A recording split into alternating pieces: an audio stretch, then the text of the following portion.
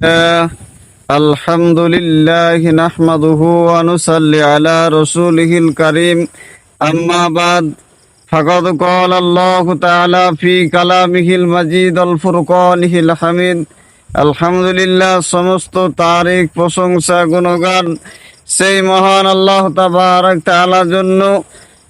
তারপরে তিনার পেয়ারা হাবিব নবী মোহাম্মদ রাসূলুল্লাহ সাল্লাল্লাহু আলাইহি সাল্লামের প্রতি অগণিত দুরূদ শান্তির ধারা হিসাবে বর্ষিত হোক। সকলেই বলুন আল্লাহুম্মা আমিন।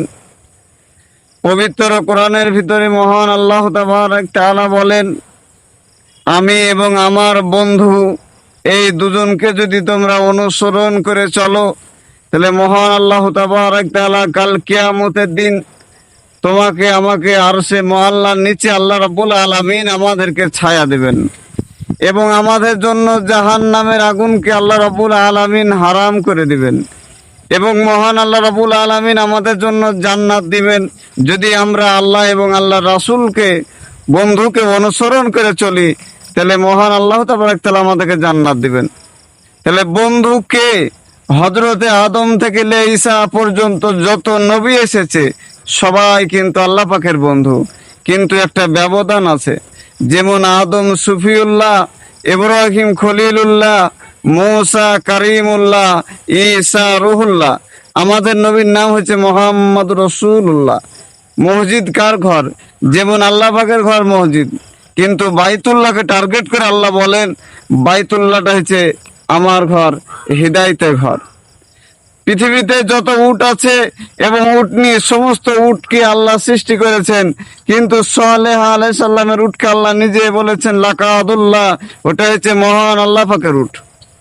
পৃথিবীতে যত নবী ওলি কুতুব গাউস আছেন, গাছপালা পশু পাখি, সবাই মহান আল্লাহকে খুশি করেন, আল্লাহকে রাজি খুশি করেন, কিন্তু আল্লাহ নিজে এমন একজন নবীকে খুশি করেন, সেটা হচ্ছে মুহাম্মদ রাসূলুল্লাহ সাল্লাল্লাহু আলাইহি সাল্লামকে।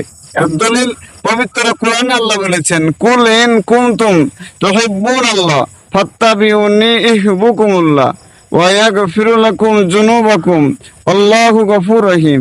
হে হাবিব, আপনি বলুন, যারা আপনার পথকে অনুসরণ করে চলবে তাদেরকে আল্লাহ রাব্বুল আলামিন ক্ষমা করে দিবেন এবং ফাত্তাবিউনি, আপনার ইত্তেবা তারা করতে হবে, ওয়া ইয়াগফিরু লাকুম যুনুবাকুম আল্লাহু গফুর রহিম, তবে গান মহান আল্লাহ তাবারক তাআলা আমাদেরকে ক্ষমা করে দিবেন।